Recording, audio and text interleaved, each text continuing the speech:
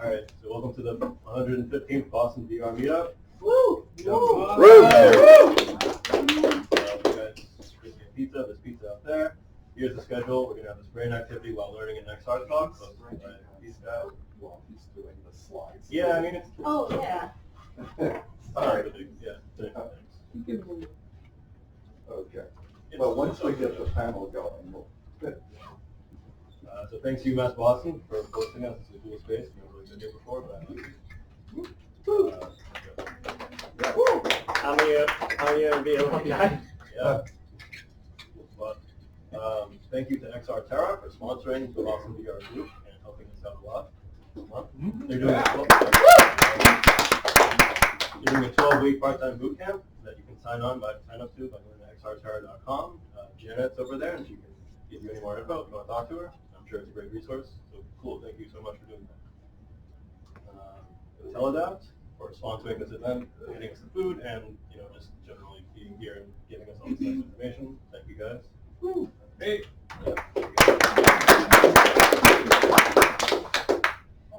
then the Boston VR group has some announcements that I'll just try and get through as soon as possible. So this VR Dev Jam, I guess the next one is on Saturday, February 8th. It's like every 2 Saturdays, I believe, and it's a great resource to the Brookline Interactive Group, and they let you use all their hardware for free, which is nice because you don't have to buy that hardware. Second Saturday of every month. Second Saturday of every month, and it's a great resource. Check it out. There's an industrial augmented reality with PTC event that's on Monday, February 24th from 6 to 8 p.m. at the 121 Seaport Boulevard. I'm not super clear on what that event actually is, but I'm sure it'll be really great. New global headquarters. It's the opening. Is that it's been there about a year now. It's only the second time we've done an event within there. All right, cool. So that will probably be a lot of fun. Last one was last time I did.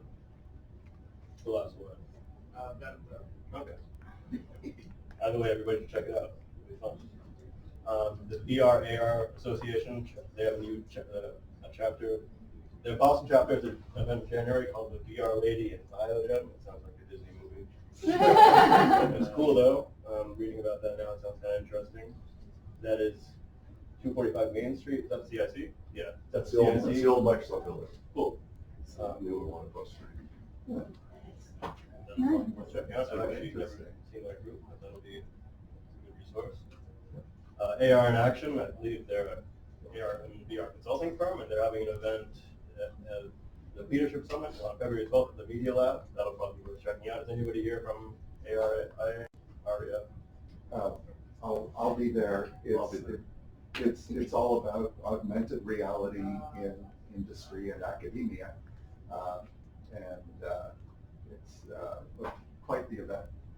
They also film it, so if you can't make it, you can get the talks that way. Where is it? Cool excuse to walk around the Media And Lab. it's free this year. Well, Good. Yeah, that's new. nice. Yeah, so that'll be a lot of fun. The MedXR Symposium, so that's in June, but on Saturday at Boston Children's Hospital, there's an organizers event that you can talk to Jeffrey about, because Jeff will be there, and yeah, it'll be exciting stuff at Children's Hospital. Yep. All right. Cool. Women in the Next Realities, that's a meetup group for Women in the Next Realities. Yes, we have a demo night on Tuesday, the 28th. Women-led demos. We're hoping also that some of the hack teams representatives will come and demo their stuff. But everyone's welcome to come see. It's going to be at Brookline Interactive from 6 to 8. Cool. And men are allowed, right? Yes. It's going to be women-led demos, and the focus is on building the ecosystem of to help build a more diverse development community. Nice. And then this survey is still going on, right? It's been going on for quite a while. It looks like it is. Okay. So yeah, the big group that I was talking about, that they host the Dev Jams, and they have a lot of really cool hardware, and I guess they're interested in knowing how people are using their hardware and what they want to do. So there's a survey that you can take, and you'll be entered to win an Oculus Go.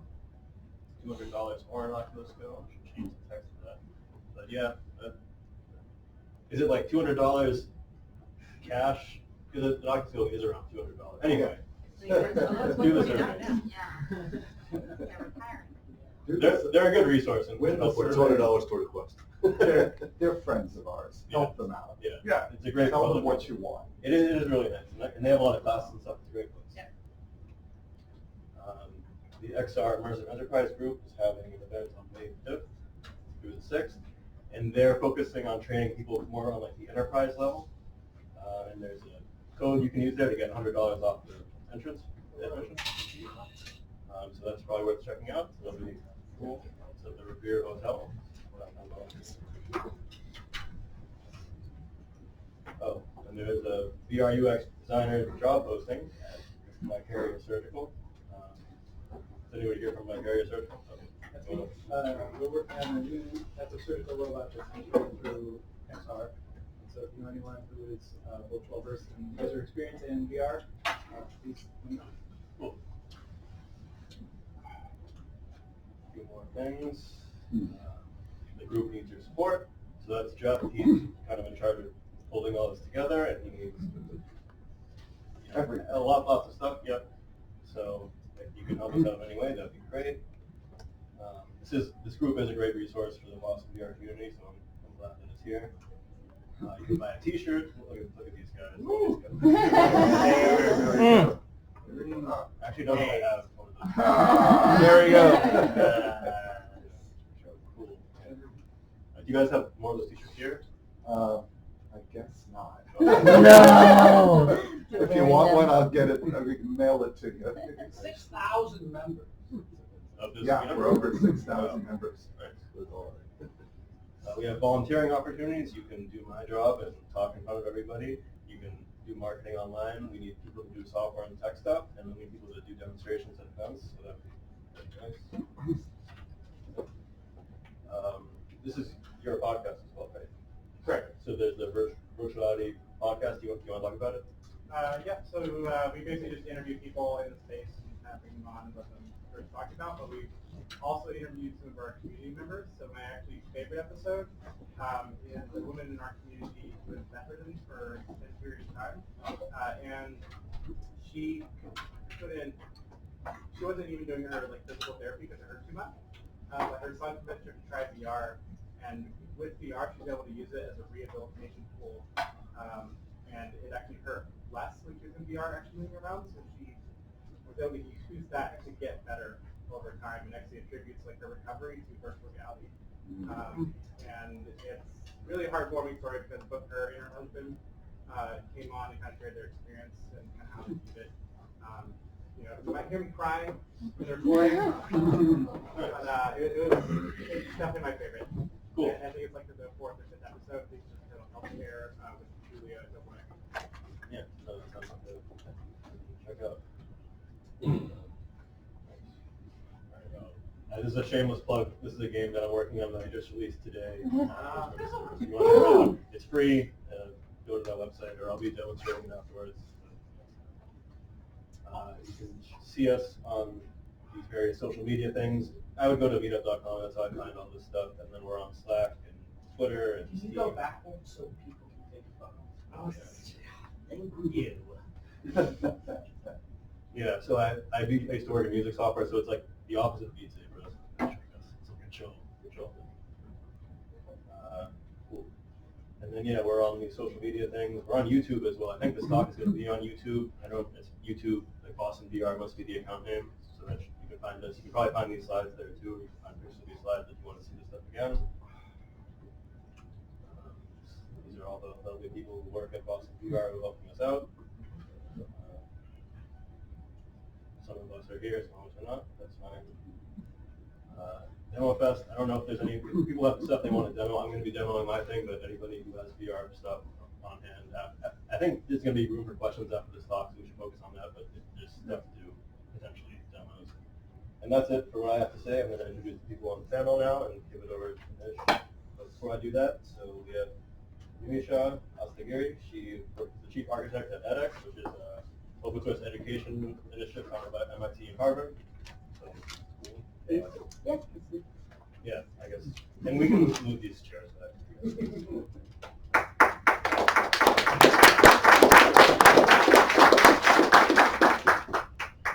Jeffrey Jacobson, who's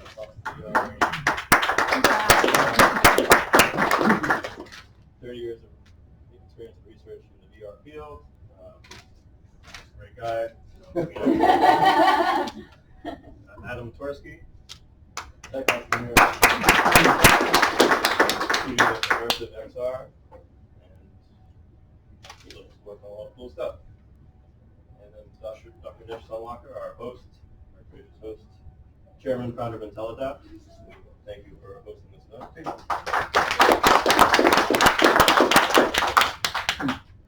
Thank you, Thank you, John. John.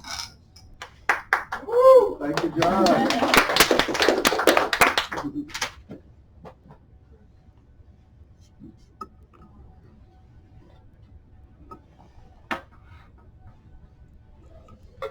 Right, and Nish bought the pizza. Well, I hope you all like the pizza. I thought that was cool. So welcome everyone, and thank you for joining for this panel. And the way it came about is that I attended one of the events by Boston VR, and I talked to Jeff, and I said, Jeff, there should be some convergence between AR, VR, and some of the brainwave activities that are happening with BCI, which is brain-computer interface. Because if you are using a kind of environment that is highly, as we call it, immersive, then we want to understand what is the efficacy and what is the productivity and what is the cognitive effectiveness of those environments. And I think Jeff liked that idea. So we said we start with the convergence of AR, VR, and brainwave. So I think that's the kind of the topic for today. And I'll give you a quick overview so we put everyone on the same page. And then I'll ask few questions initially, and then almost create this as a icebreaker, and then we can get right into the question answer with the expert panel here with lots of experience, which you already heard about. So so let's start with what is augmented reality. Now, so this crowd I shouldn't be telling, right? You guys are living it, breathing it, and everything. But I do want to say that these are the things which, if you take any pictures, and I put some of the examples there, as you can see that if you are looking at a particular image, we can enhance that image and we can use that to provide information. We can also provide you training and tell you what is inside those images. So we can almost have an X-ray vision using augmented reality. We can also do education. So let's say if you are teaching physics, so the physics can come and become very alive, because those pictures, they were just the 2D pictures now become three-dimensional in your VR viewer or AR viewer, and then you can, that augmented reality can tell you about all the atoms and molecules and how do they do the dance. And then you can, of course, one of the applications we saw last time is, for example, if you want to put a sofa in your room and you want to see, does it really make sense or does it match with the room color, you can use that. And I think most of the furniture companies are doing that now. Wayfair in particular, yeah. Yes, yes. And I think that's where cool stuff is happening. So that's augmented reality. Now let's get right into the virtual reality. So in that you have to have an environment. We are putting a head-mounted display of some kind. And then you are in the virtual environment, which is either mimicking the real one, so that you can do things which you otherwise would not do, like going and cleaning the core of a nuclear reactor, which otherwise as a person you wouldn't do it. But in a virtual reality, you can almost go inside the core and see what happens there. And things like that. Like I saw an example of training the firemen how to deal with the fire situation without creating a fire. So those are the virtual reality environment. Again, typically is used for the training and education, as well as for military training. I think there's a lot of military training happens. And one of the early uses of VR was training of the astronaut for the spacewalk. So NASA had created this wonderful virtual reality environment where they would put a head-mounted display and ask the astronauts to do how they will do things in zero gravity or environment where it is very difficult to organize yourself in space. So, and again, educational use could be that you can get inside a ocean depths and see how the ocean looks like at almost like 4 miles down in the Pacific Ocean. So I think these are the virtual reality. So we know that the brain can be tricked into different kinds of cognitive experiences, and some of these are immersive experiences. That means you may forget that you are in a virtual reality, which is so reality-like. So then the question comes, how do we evaluate that? So some of our research here, based on my background, I did my PhD at MIT long time back. I wouldn't even tell when. But then we got into some of the educational pedagogical experiments and did lots of those experiments with VR, AR, etc. And I remember that when we were just starting in 1980s, and that again dates me, we were starting to work with silicon graphics machines. How many of you know silicon graphics machines? Great. They were the major graphics pipeline, wonderful experiment. Some of the original Star Wars movies were made on them by animating all these different starships and the Death Star, etc. So, but when we started doing that, we could, because of the molecular dynamics, we could put on a goggle, which was a 3D goggle, and see all the action at the molecular and atomic level. And that we are talking about 1980s, and then came the head-mounted displays. But what we realized that the brain behaves to a particular stimuli, especially in immersive, you are dealing with the stimuli, which is visual, auditory, as well as kinesthetic. So now we are touching all the points of the human cognitive stimuli. So how do you do that? So as you know, the neurons are the ones which are connecting with each other, and they are firing together in order to provide that cognitive signal which is coming from various cognitive sensory organs and making sense out of it. And that's where there are many waves which are generated by the electric potential that goes from one neuron to another. And so what you're seeing here is on the first left and left top is essentially neurons. And then if you look at, we create a kind of humming when the neurons interact and the electrical signal goes through them, and those are called brain waves. And you can listen to them by putting some probes, almost like if you put a detector which can listen to the crackling of the neurons when they are going through different cells. That would be a brain wave. And there are brain waves which start with delta, theta, alpha, beta, and gamma. So, and that is in the way that you can observe these brain waves as you are using the AR and VR environment. So if you look at here, there are these 6 waves that we are looking at. Delta being very, very slow moving brain wave when you are asleep. And your brain is always active even when you are asleep. So this is a delta and theta waves are always active. So when they put you to sleep, when you are going through an operation or any surgery, they put you to sleep, but they put a probe on your head which looks at that your brain wave is still active. If there was no brain wave while you are out, you will be dead. So I think that's a good indication that your brain is still active because you have delta and theta waves are happening. But as you wake up in the morning, you are in the alpha state. And then alpha state is highly creative and highly learning state. And then go on to do your activities with the coffee and everything, there's beta phase. And when you really get mad in your traffic and say, why the hell this guy is not moving, that's your gamma phase because you are really getting excited.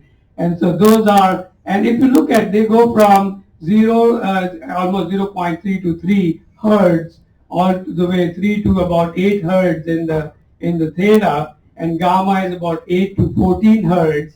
And if you go 14 to 30 hertz, that is beta and high beta, and 30 and above up to 100, 150 is gamma phase. So you can actually look at the frequency spectra, which are called power spectra, and you can look at the what we call as the awake state, which is called alpha, beta, gamma.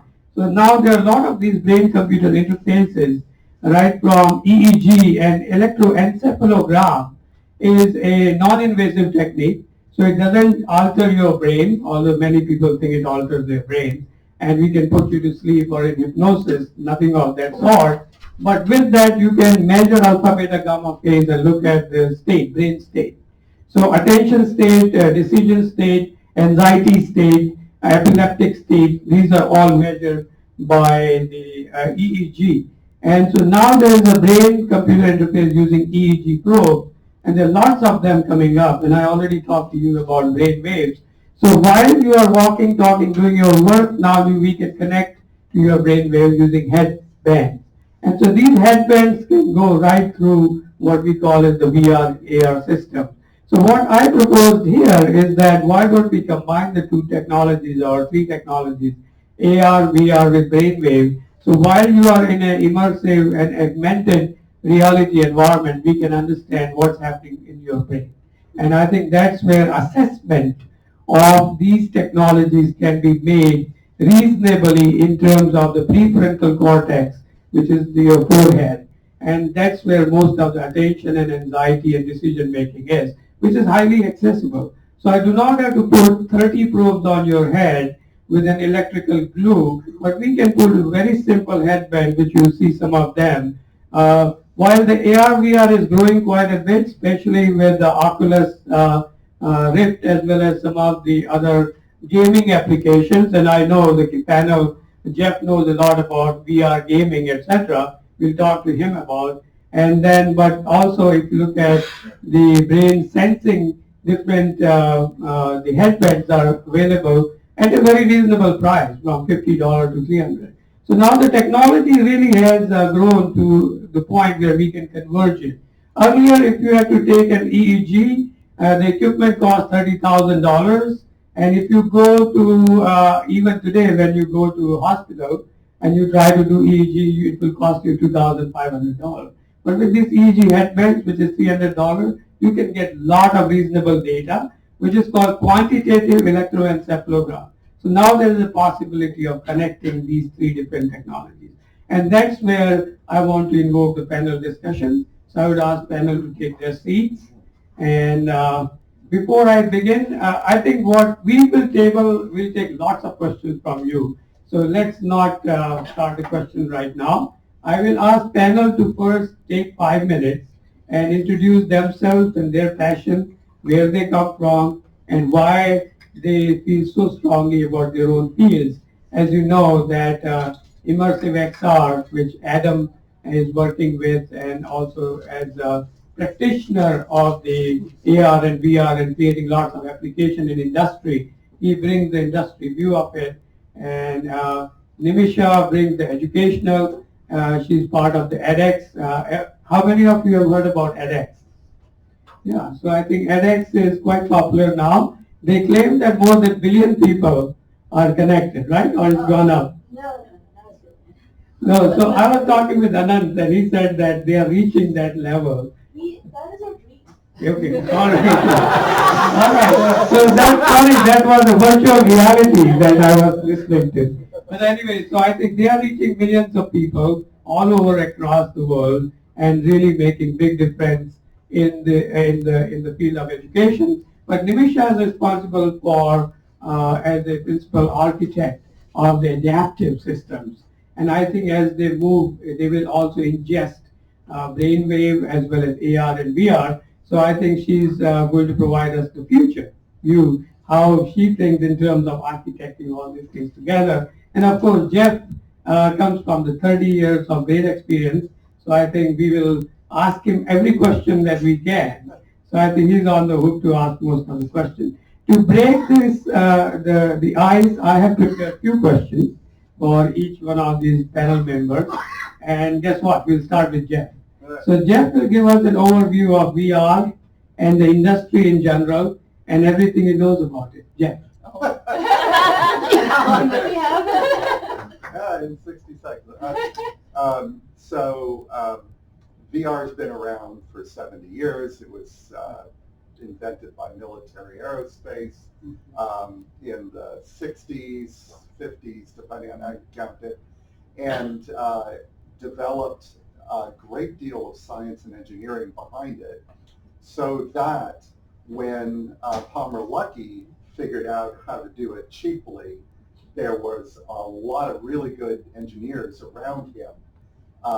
And we could then very quickly make these high quality products that put it in the hands of the public and industry. So it's old and it's new at the same time. The way society is reacting to it is similar to the introduction of film, for example, where you look at, before there were any rules, the early animations like Betty Boop, they're like an acid trip. So right now, this pivotal moment where everybody has their hands on VR and AR, but there aren't rules yet, is really crucial because now anything is possible. And everyone in the room will make their contribution to what the future of VR and AR are going to look like. Now, it's a medium. It's not it's a vehicle, not a destination. So it really belongs to the people who are making use of it to do stuff. And if you talk about a VR industry, you could be talking about the people who are creating the technology and the methods that are then going to be used by a whole range of industries. So I'll just stop there. It's arbitrary. I think we'll come back to you on that. So on the same side, while this VR, as you said, it's based on who has it and how they plan to use it. So let me ask Nimisha, how does she plan to use it? And also give us some context of edX and why edX is so important. Yeah, so edX's mission, we did start 8 years ago. We had our CEO, Anand Agarwal, he had a course in circuits and he chose to share it with the world. He was an MIT professor. And when he did put it out there, there were 100,000 students that were so interested. I mean, it is an opportunity for university professors and other faculties, experts in their fields to share their knowledge at a global scale. So if you've heard of MOOCs, which are massive open online courses, that's how it started. That was the terminology we used earlier. So we formed Harvard and MIT combined, so they funded this. And now 8 years in, we have 25 million learners on our site. We have about 150 or so universities worldwide who have their courses, their STEM courses, their humanities courses, business courses, supply chain courses, even science of happiness or science of cooking, some other those types of courses as well. We're now going into trying to provide degree programs as well, so people who cannot afford current degree funding, they can take our MicroMasters, eventually we'll do masters, online masters, and so forth. Now, that's our website. The other thing, though, that I am also very proud of is the fact that we are open source, and our nonprofit initiative is such that outside of the 12 million on our website, there's 45 plus million learners worldwide who are using our software in different instances, over 1,000 instances in the world using our software, providing these online courses and regionally contextualizing it to the different locations that they're going after. So from that perspective, our mission of trying to provide education to those who cannot otherwise afford it and extending our reach through not only our website and making that globally available, but also our source code. From that mission-oriented perspective, I think this technology, there's so much potential with it. And I'll say the VR aspect of it, trying to provide virtual experiences and facilities, virtual laboratories to people in far-reaching countries and regions who cannot come to and afford an education. There's so much potential there. And so, we just recently launched this thing with Harvard called Lab Exchange, and that was just launched actually this week. And there, is an opportunity to do laboratory experiences online before you actually go into a biology lab physically and things like that. But beyond that, that is not currently using VR, but if we were to enhance it to use virtual reality, there's so much hands-on experience, lab experience that people can get. And as a lot of us know, that hands-on experience has so much potential to really grasp the knowledge. And AR has this potential too of just contextualizing what you learn. Because once again, like universities, they're helping us figure out the abstractions and the principles and all that stuff, but applying it to your real world, just think about the opportunities that are like you learn these principles, the academics behind it, but then if through AR it allows you to do spaced repetition, bring back those things that you learned and contextualize it in your actual reality. If your flashbacks to these concepts that you learned in your actual life, there's so much potential for us to really advance our human population. So I'll leave it as that, and Brainwave will come to later. Great, thank you so much. So in terms of when you use these kind of environment, and I remember I was working with Ian Hitchens, and they used to do teleoperated experiments at MIT. And what they used to do, they were teaching how to do eye surgery. And for the people who were in South Africa, and I think because Ian is from the South African region, so so the power of that was that the expert people who are doing eye surgery, as delicate as that, where you have to feel the pressure on the cornea, that could be simulated at a distance which was many thousands miles away, and you could train the people who were trying to do eye surgery. So I think that is an enormous opportunity, and that's the virtual and some of the teleoperated with the augmented reality, all these things combined. And I think that is called apprentice learning mode, where you are apprenticing with one of the experts in the world. So, for example, the open heart surgery was invented first time in South Africa, and Christian Bernard taught everyone else how to do open heart surgery. So I think it was not only from US to the Africa, but Africa to US. I think all of that was enabled by some of these virtual means that happens. And that leads to the question about making applications which are immersive experience. So that goes to Adam, who is practitioner and has produced many of these applications. And especially when you design, Adam, and you are working with your client, how do you figure out that they have reached the goals? So I'm going towards the assessment of the success of your application now. So please. The assessment for, say again? So for AR, VR application that you are creating for your client, because they are giving you specs, so how do you check that you have met the goal?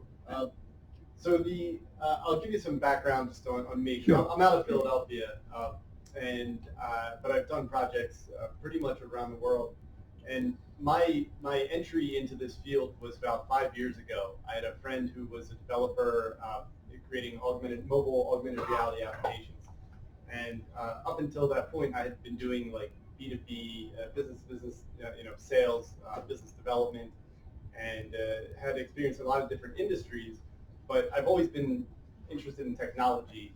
When I was younger, I would take apart electronics and see how they worked. And so I didn't have any formal training in that, but I had an interest in it. And but I have an MBA. I'm a business guy.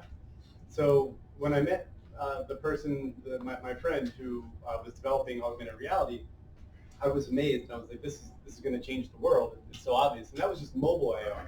I didn't even really think about, contact lenses that can do it in glasses and all that stuff.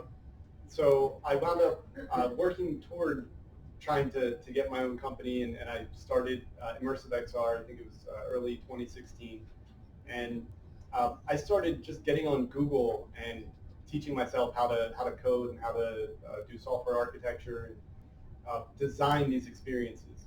And at the same time, I was working toward using my network to see, okay, what type of opportunities are out there, trying to talk to people in the business world about AR and VR, augmented reality, virtual reality, and they had no idea what I was talking about. So a lot of explaining, and that's what salespeople typically do. Is just, we take concepts and we can explain them to people that have no idea what those concepts are.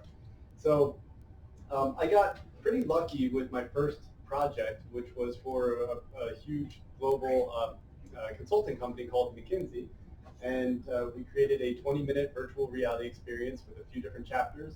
And essentially, this was something that they were going to use to show their clients, A, what the technology was about, but also how to introduce other technologies, which are not always easy to show, into a virtual reality experience. Meaning, I went to London for the first project, had 20 HTC Vives, which was not cheap, and this was like right when it came out, and the executives put on the headset, and all of a sudden they're in their house, they wake up in the morning, they go through a series of interactions, then automatically their car is summoned and the car comes, now they're riding in the car on their way to work, and more interactions there. They get a drone that delivers their smoothie breakfast that they ordered on their way there. They get to the factory, and it's a fully automated factory, and an AI is kind of helping them with their job. And then they get back in the car and go home, and they're not feeling well, so they have a conference with the doctor who prescribes them something, and again, it's just delivered automatically, whatever the prescription is. So that was that experience, and that was really my first big VR project that I worked on, and it was really neat to see that. As far as the production of this stuff, it's really just, I assume there's a lot of programmers in here. I don't know if everyone's a programmer, but it's really about breaking down all the details of a project to make sure that you can understand what that final user experience is going to be compared to where you're starting, which is zero. And a big challenge is trying to talk to someone that has not even done VR and doesn't understand what this is, trying to get to that point of like, okay, what are all the details? What are we going to build here? So storyboarding is important, writing the script, all that stuff. And eventually someone takes that and starts converting that into what the programmers are going to actually code. So that's that. I'll kind of leave that there as well, but happy to expand more later. Great, thank you. So the question comes is that if you are developing application, they all have two sides to it. So I know this is the crowd which is proponent, but I want to hear the opposite side of it. What are the ill effects of VR? So I'm going to ask Jeff to enlighten us, because as some of the people like Elon Musk are saying that AI will take over the world and that's going to really dominate our life and we'll be out of work, out of job. So in similar way, if you are looking at VR, there is a problem of addiction.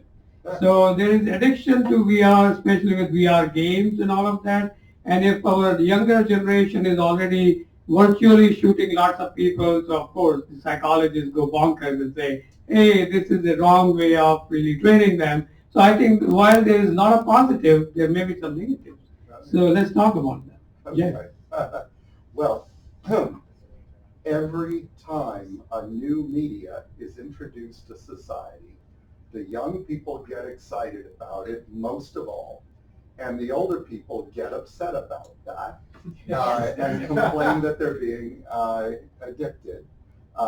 We did this with comic books, with television, with movies, etc., video games. Now, it is true that with all of these, there is a certain amount of addiction. And our digital media generally is so crafted to addict us, it is a problem.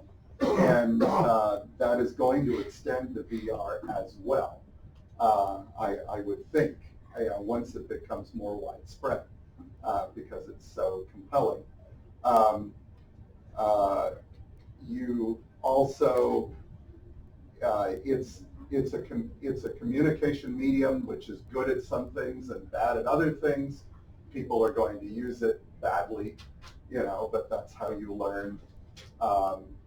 It can, we have a very elastic sense of what our bodies are, and in VR you can give yourself a different body, and that's why the therapy that Craig was talking about earlier around the podcast, why that worked in the hands of, a good doctor.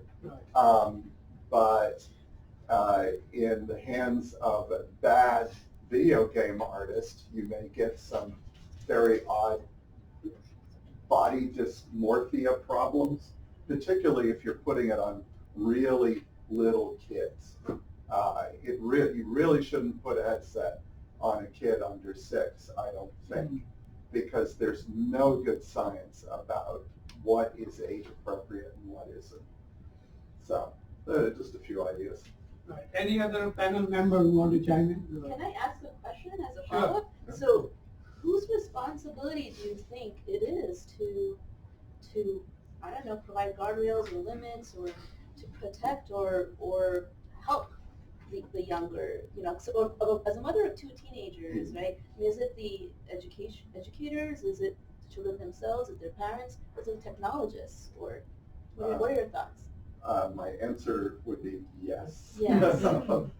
Let's hear from I'd like to answer the question. Okay. I'd say it's the parent's responsibility, just how it is with everything else. If you're not impressed with your child's performance in school, are you inclined to continue sending that child to that school, or are you going to try to move the child to a different school? Parents always will try to do what's best for their child. So I'd say in that sense, it is the parent's job. And of course, there will always be cases where there's bad parents. But who's to say who's the bad parent and who's the good parent? Agreed. Every single person involved has to take responsibility for doing what they can to make this work. And nobody gets a free pass. Businesses don't get off the hook because they're supposed to make money. No, they have a social responsibility. You know, parents have to take the time to learn it. The kids have to use it responsibly. And government has to be involved as well, because only government has the power. We'll have a Q&A session. Right. Let me interject. We'll come back to you. So just like Tim Berners-Lee, we all know his name, right? He invented the World Wide Web and not Al Gore. So if we look at World Wide Web Consortium has come up with certain rules which are applicable for all the websites, which have to be 508 compliance rules. That means Disability Act and all of that have to be compliant. So there could be a consortium, it could be Boston VR, which sets up certain rules saying that if it is used in such and such purpose, we are going to put some guidelines. So I think as any industry matures, there's always standard bodies come into play. So I think there is a requirement for VR and AR community to take that responsibility and self-regulate itself before someone else comes and tries to regulate or misuse your power. But that is true. And standard-setting bodies can create these guidelines that most of us can follow. But as sure as the day is long, you'll have bad actors, and we have to decide how to deal with them. And usually that is usually how government is first created, is to handle the bad guy. That makes sense. So let me say, Nimisha, in terms of many hundreds of courses that you have, I'm sure there is an internal mechanism to see how they are performing in terms of how effective they are. I know they are full of lectures from the great Ivy League university professors, but lecture is not the entire online course. So let's look at some of the assessment techniques that you use today in order to assess yourself. And then we want to see if we go into VR-based course and AR augmented courses, how you think they would be able to, or what kind of assessment rubric may be there. Okay, so I think for us, at the end of the day, helping the learners achieve their outcomes is, a priority for us. And so the thing is, when we are though distributing our content to a large array of learners, everyone is on our platform for different reasons. Maybe they're trying to get that promotion. Maybe they didn't get an opportunity to go to a college or a higher ed program themselves because of financial situations, whatever. And so now they are taking that opportunity to do that now. And so for them, it's just having the opportunity actually get a degree at that time. For other people, it might be that they want to upskill within a profession that they already done. And so it's very varied. And so I think for us, when we're looking at trying to assess our content that's there, we're looking for are people able to achieve their outcomes. And it's very hard to measure at this time right now because of that varied demographics we have. But for the time being, we're looking at, are people able to go through the course content? What is our completion rates? What is, how often do people come back, and are we able to retain our learners? Are they, and the other thing is this too, when people are taking courses at this scale and the rigor that is contained in these courses, you may not actually always want to continuously take courses that are like the master's level or bachelor's level, right? So there is this phase where you're hot and you're really eager to learn, but then it's okay to be away from the platform, to cool off, let things digest and whatnot. Maybe you're in a warm phase with us, come back to reference things or whatever, but then you're eager to learn again. And so there's that relationship with learning that comes, that's progressing and deprogressing and so forth. So, but at the end of the day, we are looking at trying to improve our pedagogy. We are working with course teams to look at the latest science research that's out there on what we have learned so far on how humans are better, how humans learn. And one of the biggest opportunities that we have now at this age is because of big data and because of putting education online, we're able to capture a lot about how people are doing with our content. So for instance, if there's a video and we found that, for instance, the attention span of videos online, if it's more than 6 minutes, you're going to lose your learners. So there's things like that that we're able to find, that we're able to capture, and we're able to then bring that back to our course team so they could do a better job the next time that they create the content. Great, thank you. So now let's also talk about some of the challenges of building those applications with the right kind of efficacy. So let's talk to Adam, because he's been in the trenches. Yeah. So what are the challenges? Thank you. Just curious, how many people here are programmers? Okay. All right. Pretty good. So one of the worst things is starting down a road and realizing that there's a change, and now you have to go back and implement something, retroactively. That sucks. So as I said before, you want to have as much information in advance and really design this thing, but that's not possible to always do that. And so building in as much dynamic capabilities as possible is good. There's more and more software that's coming out. There's generative algorithm software. That's really good. And all this stuff will make it easier to incorporate changes later on. At least that's the idea. But you've got, at the end of the day, someone paying for whatever application is being built, and whoever that person is, I guarantee you, is thinking that, wow, it's really more expensive than I thought it was going to be. And that is just the nature of the beast, right? People don't really appreciate what goes into creating a really good application. So this is some of the challenges that are in there. Also, when I started out, the Vive wasn't even on the market yet, and finally it came out, and it was great. And so we started develop something for the Go. But now the Go is, no offense to anyone here, is pretty much obsolete, and or might be soon, in my opinion. And the Quest is out now, and the Quest is wireless, so that's great. So there's all these developments, and we're in an industry that is changing so rapidly. To upkeep your software and make it future-proof, it's really hard to do it. Possibly impossible, because we don't know what's coming. But at the end of the day, biometrics is a huge field, and we're just scraping the surface of what's possible.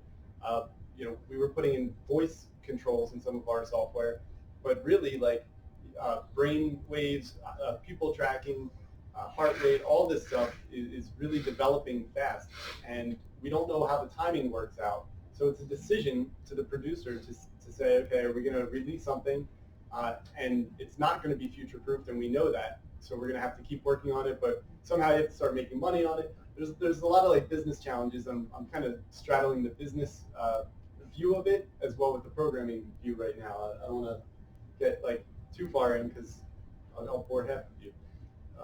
But there are a lot of those challenges with this, and that's one of the reasons that I'm here today. Is I think this brainwave stuff is fascinating. I've been very interested in it for a long time, and you know your brainwaves don't lie, right? You're not going to fake it. So having that actual data is really powerful. Same thing with other biometric information. If you're wearing your smartwatch, it can tell you some stuff. It's not necessarily scientifically valid or medically valid, but it's something. But all this is going to get more and more accurate and valid. Great, thank you. So going ahead with the same discussion, I want to open it for all of you. I know you guys are all dying to ask a question, right, to the panel. So please raise your hand and we'll go one by one to everyone. Go ahead. Question for Adam. You're talking about doing a lot of education up front with clients. Maybe something that kind of goes down the road with programmers is how much time are you spending with clients educating them and really helping them understand what they're trying to do versus jumping into the actual program? Great question.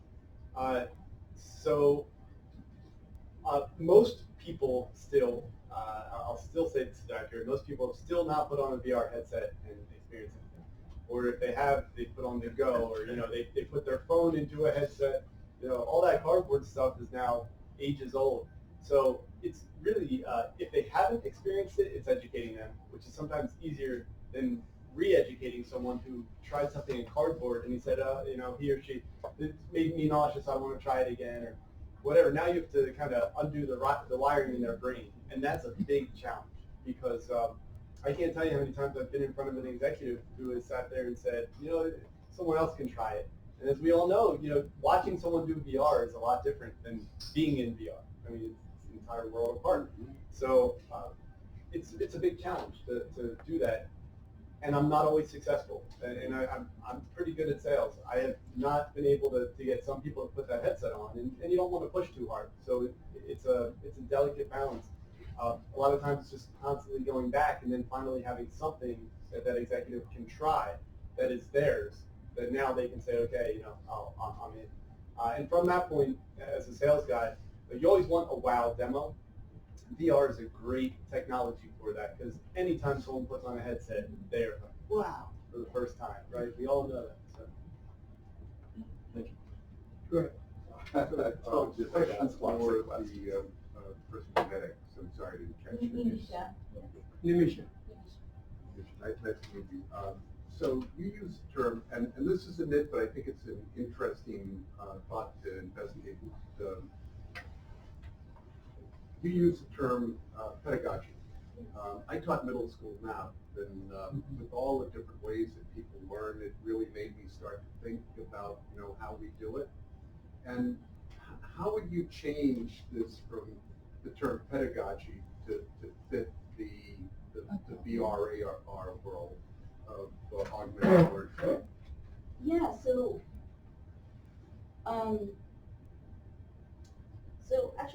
so when we're thinking about pedagogy, we are thinking about how do people learn, and then as educators, we want to teach in a way that we think is going to be absorbed best for the learner, right? And the other thing is this: I think there's a lot of research out there, and there's a lot of books out there that are talking about how we think that people can learn better. And so, for instance, like even with brainwave technology, it just reflecting back, giving that feedback back to the learner of giving them that metacognitive ability to be able to see how they themselves as a learner is a very significant improvement to be able to then have them become a much more continuous learner through life. And so, for instance, like if there's research even in the enterprises that say that people who think they know something when they actually don't.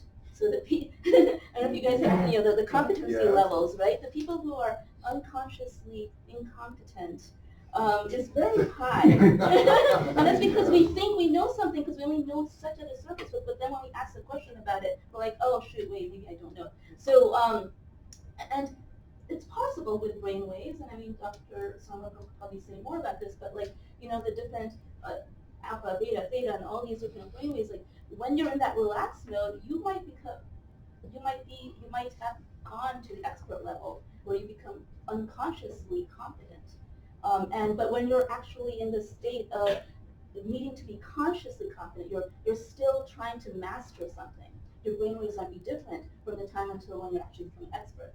So that itself, that evolution of you as a learner for a particular content material, there's so much potential that perhaps brainwaves could self-reflect back at you to be able to tell you where you are in that mastery learning.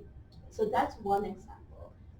There are other things that we can also do, and I talked a little about spaced repetition, and there's interweaving of content. There's these different pedagogical terms that are being thrown out here, but essentially there are things that we've learned over time of how do we let people retain the knowledge over time. And then this thing there's Ebbinghaus forgetting curve, where you learn something, and then eventually you are going to forget it, but then if you actually intercept and give that knowledge again and have them recollect what they learned at the right amount of time, then it will allow them to retain that knowledge even longer. So there are things like that that's where AR could possibly come in, where once again I learned something, but then now you bring it back because your smart technology of bringing that back into the context for me. So there's a lot of opportunities there where we could actually mix all the pedagogical knowledge and take this technology and oh wow, now I'm able to remember these things which I never kept forgetting and things like that. So those are the things I love to explore, and we're really just touching the surface, and we're barely trying. And this is where I really like this panel, is hey, can we bridge education with this technology, and what are the possible opportunities there? Let me add to it. Yeah. And if you think about pedagogy, which is the right term when you're teaching fourth graders, if you are adult teaching, then it's called andragogy. So these are just the terms.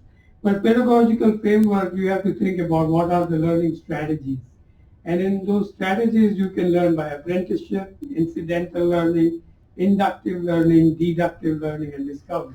And these are the models. They are coming from cognitive psychology, learning theories, etc.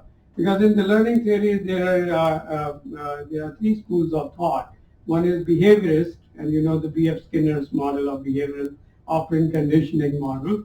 You can even teach animals how to behave by operant conditioning, which is, I think they also used in military at one time, but they gave up after that. Or if you look at constructivist model, which is Jean Piaget's and the people like that. And also if you look at constructivist model, which is Marvin Minsky and other people who talk about cognitivist model as well. So I think there are cognitivists, which is induction and deduction. So if you put this particular augmented reality and virtual reality, they come into the format called incidental learning and also discovery learning. So incidental learning is that if I go to a museum and I learn about few artifacts, that's my incidental learning. And so if I look at a device and augmented reality exposes the components of it, that's my incidental learning pedagogy in sense of that. But if I'm in a virtual environment and I'm trying things to figure it out in that virtual environment, I'm discovering. So I think that's what we call discovery-based learning. So if you look at the pedagogical framework where you have media, models, and interactivity, you are looking at the media by virtual reality and also AR. They themselves will add to the media component. So you have text, graphics, audio, video, animation, simulations, now AR, and now VR. So those are the media components. But if you look at how you use it in terms of teaching and learning, which is the pedagogy, right? Whether it is fourth grader or fifth grader, then you have to choose what learning strategy I'm going to provide in my lesson plan. So I think that's where I believe incidental and discovery will be predominant model. Okay. I have a couple of questions and comments. Do you have a question for a particular? And I would also suggest that if you can get up and introduce yourself quickly so we know who you are. My name is Alex Higuera.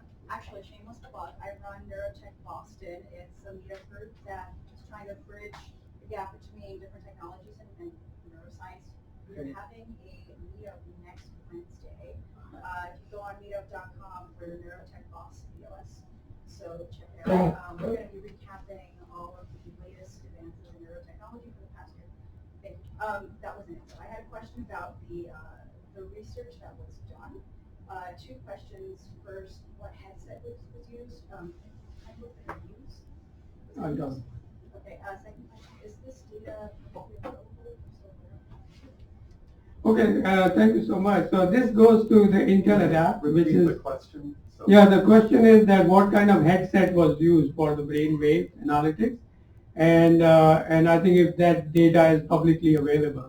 So in Intel Adapt, we have come up with a brainwave adaptive learning strategies test.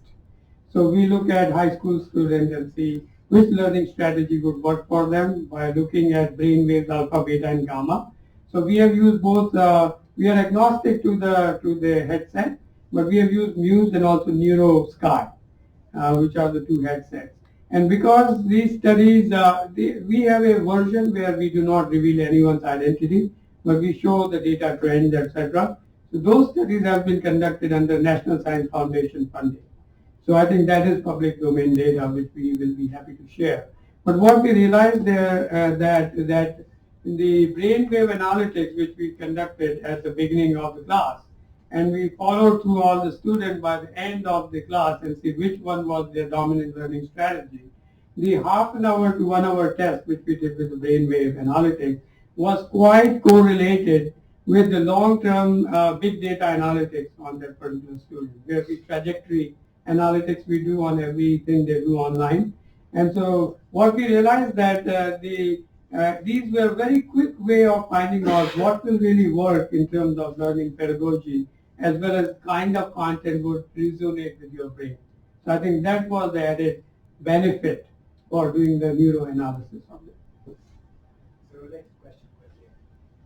In terms of the landscape of commercial opportunities, do you find that people are getting excited about the kind of data that you collect from AR, VR headsets, particularly when biometric appendages are attached, or is it too early for that sort of thing? The question is about the incorporation of this biometric data. I guess specifically brainwaves or just general biometrics in general in the industrial corporate world. And the answer is it's too far ahead of them, and speaking gibberish is about as effective. Unfortunately, most of the executives, in all fairness, busy people, focused on everything else up to that moment before they've even heard this stuff. So we are in the what I call the present of technology, where it's like the main stuff. Businesses are still catching up because they have to hear about a project, understand the possibilities, and then budget for it, and someone has to approve the budget. By the time they're going to approve this project, now enough time has passed, the technology is more advanced, and the thing that they were going to do is a year old, and it's like, it's frustrating for somebody in our industry, I should say. So that is another challenge there. But they are waking up to it. One of the big things I'm very interested in is for companies, whether it's a hands-on industrial job or even a corporate job, right now our society is set up where you basically do some interviews, bring someone in, hire the person that you pick, and if you're lucky, they work out, right? Using simulations, you can now do pre-employment assessments, put them into the job that they're going to have. I'm very interested in the brainwave stuff. See, are they actually interested in what they're doing? If they're standing in a factory sorting something all day, are they interested? Do they want more? Are they bored? Are they going to hurt themselves? Are they going to break a machine? There's all these advantages to using a simulation before you even either hire someone or whatever. So it's great, yes, for training someone that you've hired, but why wait to hire them to find out? Question? Yes, so my name's Mike. I'm a user researcher. So this question is mainly for Zanisha, but anyone can answer it. So it's not only for these kind of technology could not only just benefit the users, but also the instructors themselves. And one thing is I want to learn what kind of metrics could potentially great start, but I wanted to know if there's what other kind of measurements could be assessed in order to assess, like, someone who's using it for learning, from a learning perspective, is trying to figure out, is not understanding a concept, and might be able to, you might need to have more one-on-one interaction with this student on this specific subject. Yes. May I jump in? Yeah, you can jump in, yes. Sorry. You should come to the Virtual Enterprise Expo. We're going to be having an after party, Boston VR will have, and that will be free. And that entire conference is all about using XR for training in manufacturing, maintenance, aerospace, and a variety of industries who are getting enormous returns on investment using augmented reality and virtual reality for training. And the metrics they're gathering are the classic things, you know, did you learn the lesson? Did you break the thing? Did you fix it in time? Et cetera, et cetera. And and that's the whole industrial training angle. The education world is different, and she can speak to that, of course. What was the name of the event?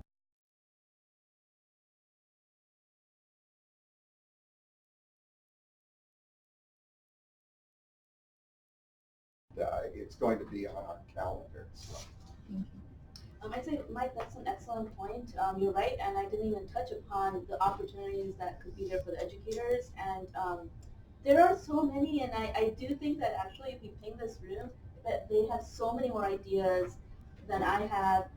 For me, as a software architect of this, I'm looking at how do I scale this platform? How do I make it pluggable and extensible so that all the great ideas that are in this room, you guys can actually just try it out on our platform. It's an open source platform. You know, can you enhance the learning experience on the front end with React components and, you know, do this in adaptive, individualized learning thing, or can you, enhance the educator's experience? A few ideas that I have on the top of the head, just because I'm here. Yeah. If you guys are here, I'm sure you have a lot. But I'll just say that, for instance, as an educator, there's so much on data visualization that I think we're like so far yet. The industry needs to move so much further on how do we even visualize the data and understand it and analyze it. And I would say that for an educator, there's so much, and especially in this large MOOC scale size, there's so much data. There's so many different ways to tackle it. All you know is at the end of the day, only this much percentage of learners actually complete the course. Only this many, viewed the video. But then, like, what? Now, how are you going to approach that? So if there's a way to, like, physically understand the data in some way, that would be just amazing. I think there's a lot also in terms of social collaboration. And now that you're so distantly and, removed from by space dimension, time dimension, so many different dimensions, you're far removed from your learners now, that how can you still interact with them? How do you make it into a safe environment that they can come forward and ask questions in the forums and all that stuff? Is there a virtual, social, safe experience that you can create so they can then come and approach you? And can you also learn from other educators and create this forum of educators exchanging ideas and doing that in some AR, VR way as well? So there's so many things that we could do here. And I think what Jeff said earlier too is just that right now there's this big, there's a media out there, there's so many different tools and actually usage of it. That's it. I would say. Just to add to what you guys are alluding to, I think one of the issues is that you have to come up with a rubric so that you understand various parameters to work with. For example, when you take a course, you are graded, right? And your grading is on your homework assignment, and your classroom midterm exam, final exam, and then of course your class participation. So AR, VR, we have to come up with a rubric, which I don't think exists today, that is there, what is the engagement factor? what is the competency build-up? What is the percentage competence? So I think we can think about 4 or 5 such parameters that you can adopt as a universal measure for any of this new media that is coming through. Because once we, as an educators, if we come up with that scaling, and then also do some of the surveys in terms of getting their feedback in terms of what they were feeling, combine the two, I think it's quite possible to come up with the objective criteria to see which one of the technologies is really good for a particular classroom and subject matter. Thank you, guys. That's a key point right there. Yes. Use the right media for the right content. Good. Hi, I'm Roman. I'm a software engineer by day, AR developer by night. So again, it's a general question for you, one of you. So what do you feel like the industry needs in order to become more mainstream? Does it need to be like the hardware needs to become more powerful and cheaper? I feel still that the AR and VR is like not very mature. I feel to become mainstream and to be like widely adopted. But I think that's maybe one of the key aspects for it to like completely blow up. Or does it need to Apple jump in and come up with their own thing, to truly make it like the next big thing or the next killer app or something like that? So I just wanted to hear your opinion. Okay. Adam, why don't you give it a shot? I think in terms of VR, the Quest has satisfied my my desire to have an affordable consumer headset on the market without having to set up base stations and all of that. So at this point, we have to, the biggest factor is time. We just have to wait. It's a waiting game, right? How patient? It's hard. People are still hearing about it. Obviously, I think everyone knows it was sold out over the holidays, which means a lot of people got it, which means a lot of people are going to get exposed to it second and third hand. So that's great. Now we need more content, and we need content that can run on mobile, and that is a whole different headache because, especially for someone like me, my stuff was all done for Vive. Now I'm not getting that on the Quest. I can use the link cable, whatever. There's some challenges for me when I want to expose people to the content that my team created. But for the industry, I feel VR is pretty ready. The applications are still fairly limited. AR, you can actually interact with your environment. VR, you're on your own. Yeah, you can do some multiplayer stuff. The multiplayer isn't there yet. So I can tell you in industry, in the business world, AR is much more exciting for executives that I talk to. They don't really know why. They want to hear why, which is great. Now they're asking questions. They're the ones bringing it up, and that is awesome. The headsets are still a challenge. The hardware is a challenge. I've got some clients that are trying pretty hard to do remote assist technology, stuff that PTC is working on. But frankly, even PTC, while they have some really cool stuff, they're still, no offense to them, a bit archaic in some ways. I'll take offense. Okay.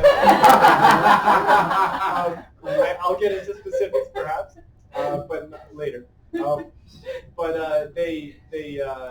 someone has to take the lead, and they are a leader, which is great. In all fairness. But things just have to keep developing, so time. We need just more time and more funds going in, and I'll take the opportunity to mention Magic Leap and all that, disaster, which is also great because, they've put a lot of money into research and development, and that will benefit the whole industry. Isaac Edison, when he invented the light bulb, it took 30 years to become mainstream. So I think we are good with the VR. It's moving much faster. Can I add an anecdote? Is when you can solve a business problem, right? So I work at Children's Hospital. We're building a new wing for the cardiac surgery department. It's going to have 3 operating rooms, and we have to train 20 new nurses in the course of 2 years. And the nurse who hands the tools to the doctor has to know everything about the operation. They have to be very highly skilled.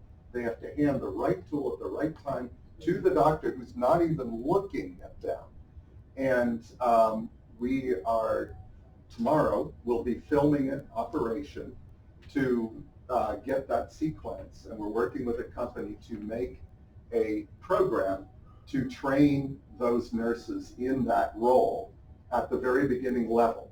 And even if it's slow, and if it just, because right now the only way to train them is in the operating room on live patients with another nurse ready to pick up the slack.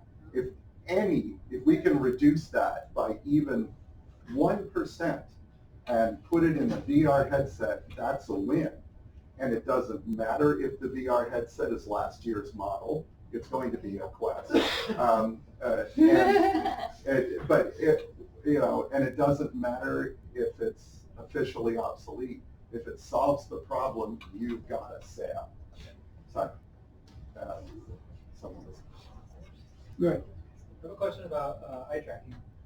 There's already headsets on the market, such as the Vive Pro Eye, and it's likely that future generations will go in this direction for a lot of technical reasons and for the unlocking of a lot of capabilities that experts like Jeff could tell us about. But I'm interested in the research that you're doing. What could you do with the added element of gaze direction and pupillometry combined with DCI and VR? What kind of new type of research could you do, and what applications might that unlock? That's good, great question. So if you look at the brain wave, telling you what is the attention state of your mind, or when you are looking at certain objects, or reading certain lesson plan, or certain subject that you are encountering first time. But what happens is that human eye tracking really tells you where they are focusing. So the focusing factor is added to the brain state. So you may be looking at the eye, but if you look at your brain wave, it may be like in gamma state, and you are really not paying attention, but your eyes are really looking at it. So we can find out. So I think combination of the two can be very potent, very impressive idea, because you want to see you are in alpha state where you are really focusing, and now you are going through word by word in a particular let's say subject matter that you are reading. So I think this additional component, whether a particular content is inducive to your attention, or after you look at the gaze, so the person was in highly attention state in the brainwave model, but then after reading that chapter, he completely went into beta phase. That means that content really didn't work for him. So I think the combination of the two could be really powerful. That's what my initial impression is, but we need to do some testing in order to combine the two ideas. Thank you. And I would say that that's also very applicable to online education, because it takes a lot of discipline to be able to learn on your own, especially online. It's not like you're in a classroom environment and whatnot. And so from that perspective, if there's some self-reflection of like, oh wait, oh no, I lost my focus, and you know what I mean? So I think that will also help these people be a little bit more committed and explain, oh yeah, actually you only focus for 15 minutes, but and so forth. So. Right. So I would just also say something. I just a reviewer of many journals. So one paper that came through was about dilation of the pupil. So they are not only tracking how you are looking at, but dilation of the pupil and reading time. So I think those are the additional. Again, they are based on the eye tracking. So they also look at, and I think there is some correlation with dilation of the pupil and your attention. So I think those are the additional parameters, and these are all biometrics. But I think there has to be a sense of almost like truth telling in terms of real state of your brain, and I think brain wave is essentially very important in that. Because you can claim, and what we have seen is that people will, when you ask them survey, they will answer all kinds of questions without even thinking, because they say, I like the C option, and I will go C. They don't even know what the question is. So if you look at the brain tracking or the brain wave, then you know exactly what they are saying, because you can't lie to the brain wave, because they are generated by your neurons. So you don't have much control unless you are a fantastic liar and you can pass the lie detector test. And as you know, EEG is one of the things they use, and skin conductance they use for the for lie detector. So I think that's why combining the brainwave ideas with some of the learning pedagogy, whether you are learning with AR, VR, and also inductive learning, deductive learning, which one is really working for you can be really understood by looking at the brainwave. So when you're talking about, for example, online learning and analyzing brainwave stuff, is in your head, is that somebody voluntarily putting on a headband that they bought for themselves to use in learning applications? And would the necessity be to have that device just kind of automatically interpret its data as opposed to having the application learning that data? Because I assume if you're buying a headband, your intention is to use it with hopefully more than one kind of learning experience. And would the actual headband itself have to be in charge of analyzing the data about like what you're trying to focus on, or would that be like something that would have to be plugged in to your application that you're learning through your online kind of learning thing? Who would be in charge of analyzing that? No, that's a great question. And like two applications that come to mind right now are one is that it is self-inflicted because I want to become a better learner. Right. Maybe there's a Google Chrome extension or whatever that helps me focus or whatever it is, and so forth. I have self-bought, self-purchased this band. Another application though is that I do want to do an online proctored exam, and in order to do a proctored exam and to get credit for this course, the credit provider or the university who is providing this content requires that I have this, brainwave technology and so forth. And they are then, right now we already partner with proctoring services that actually do eye tracking. Some do eye tracking, some do some other biometrics of like how to use a keyboard. They want to verify that it's you that's actually taking the exam as opposed to someone else. So in terms of online education, there's a lot around how do we prevent cheating. Sure. And so there's a lot of technology and industry out there about that. But there might be some possibilities here with brainwave technology to enable that.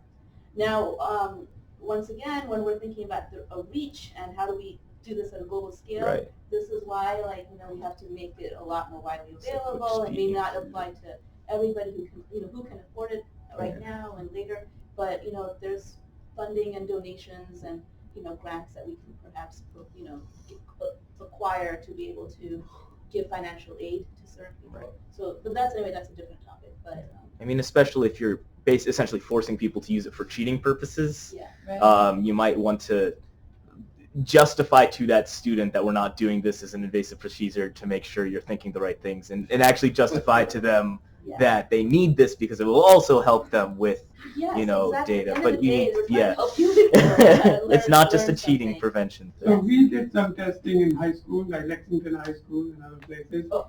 And what they realize is that when we do the test, we tell them result and say, okay, you are an inductive learner or deductive learner, and we tell them what does that mean. And so what we found is that as soon as the student come out of this test, which is a half-an-hour test, they are all like so excited to know how they learned best. Say, hey, guess what? I was deductive. What was your result? And they're all comparing the notes. So the way we are doing is that at the beginning of the class, in the first week, you just go to the computer lab, and you have 30 headsets there. Right. You don't have to buy them. Right. You just go and use it. So next class comes in next period, and they do the test.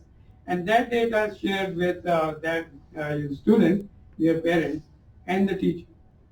And this is under strict rules of confidentiality and all of that. But the teacher now has a tool saying that, okay, this learner is example-based learner.